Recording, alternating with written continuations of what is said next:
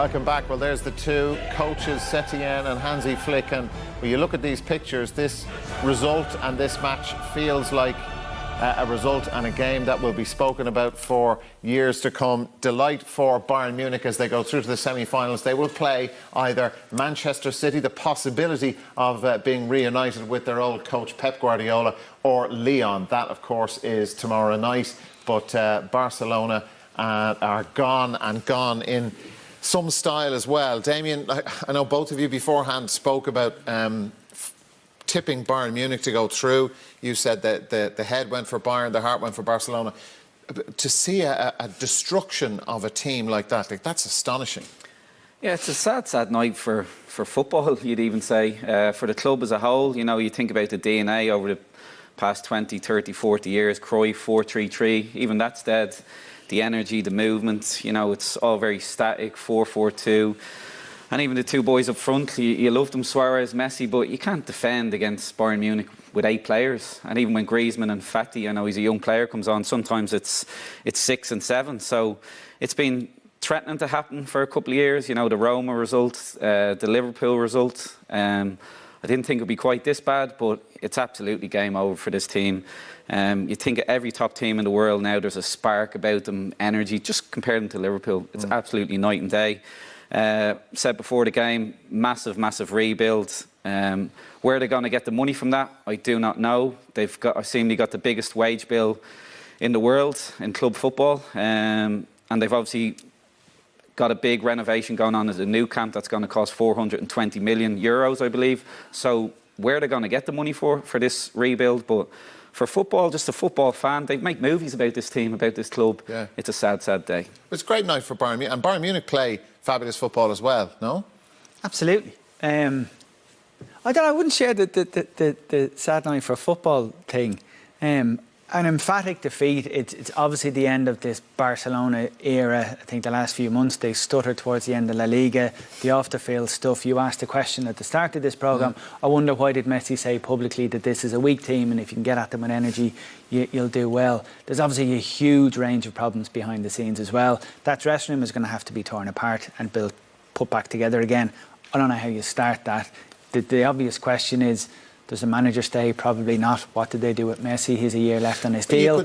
The finances involved in keeping his contract or extending it, or will he want to stay? Will he want to go? So it's not just the age of the squad, because the average age of the two teams tonight, it's pretty close. It's not too different at all. And we're not sitting here kind of bemoaning the age of Bayern Munich. It's the quality. And the quality of those Barcelona players is not what is required for a club of their stature to compete at this level. So unless there's major surgery of this squad, they won't be back in the latter stages again. And there's the other issue, as you say, where that money comes from. And also, like you see, you know, the same thing happened in all of Italy. Juventus are having issues with Ronaldo's wages. It's 23 million a year. Like Barcelona, 300-400 million, these are the numbers you're talking about, to try and rebuild that team. And spending that amount of money in a country that was so badly hit by COVID-19, and it continues to be hit by it. Like, the optics of that are awful. Would you sell Lionel Messi? How much would you get for him now? I know he's 33. That's a good point, yeah. Cash in on There'll him be now. some club out there, I don't know, the Far East, America, I don't know whether you can buy players in America, but there's obviously friction. It looks a poisonous club, and you can tell that by watching on the field stuff. It looks poisonous. Messi never speaks in public, and the fact that he's having a pop of stuff going on in the background. And even the big jump out thing for me was Xavi. When Valverde got offered the job, or got sacked in February, Xavi was offered the job, and he had absolutely no interest in coming back and working for the club. So I think that speaks volumes about where Barcelona's at the minute. Yeah, Messi, Inter Milan was a story from not too long ago. 250 million was what they were talking about. He's a year left on his contract. If you're going to start looking at a rebuild, do you do it without him? Like this, you couldn't even imagine saying these words a year ago. I know. Well, that's where we're at now, because there's obviously a huge financial cost to keeping him, and a huge financial windfall if you can sell him now before he leaves, when his contract expires in a year or so. So those decisions will have to be made. He's obviously a hugely popular figure among the fans. So is it a brave or bold decision to be the guy who comes out and says, no, I'm going to sanction the sale of Messi? But it's an end of an era for this team at the moment. We both said, you know, they were Bayern were justifiably favourites. They deservedly favourites.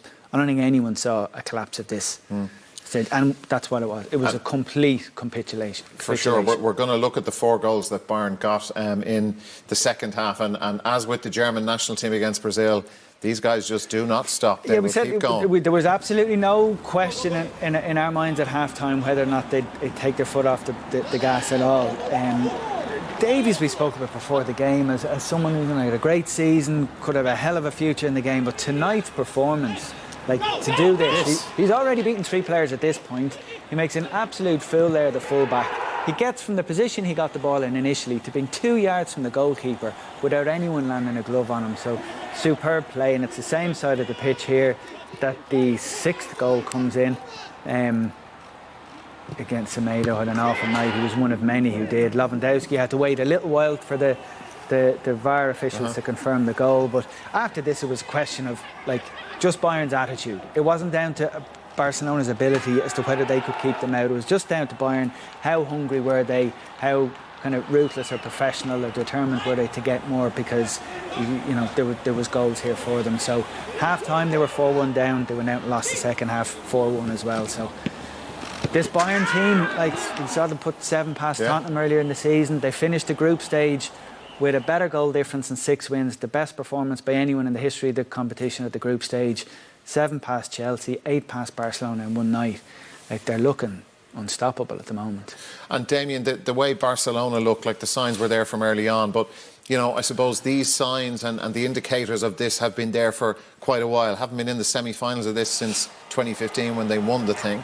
Yeah, and I think this highlights where they're at as a team. A big part of Barcelona's play, especially in their pomp, was constant penetration. Runners from midfield, runners from Messi, runners for Suarez. And you do not see it nowhere near enough anymore. Here's the front 4 here. Not obviously Vidal's game.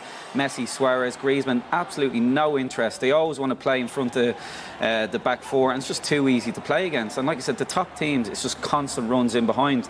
Here we go here. The one time that they do make a run, it's Vidal. He doesn't have the legs. Suarez, it just looks old. It's like they're dragging 3 caravans. And when you compare it to the Bayern front line, it's, quality of spark, gears breaking forward.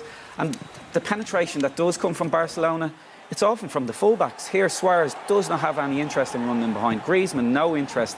And it's Alba who makes the run. So there's such a responsibility on them. But like I said, the top teams, an energy, a spark, and constant runs in behind. And I think with Bayern's high line tonight, which I think Man City it's something they'll look at. Okay. Barca never touched it.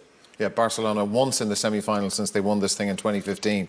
End of an era. It has that real feel to it, a hugely significant night. I can only imagine what the reaction, Richie, will be in Catalonia, because the press there, like Bayern Munich, are ruthless. Yeah, be very unforgiving. There's so many questions that have been asked of the club for a while, like boardroom stuff, financial stuff. Where are they? What's their transfer plans and strategy? And what are they going to do with Messi? But after tonight, it could be Messi's call.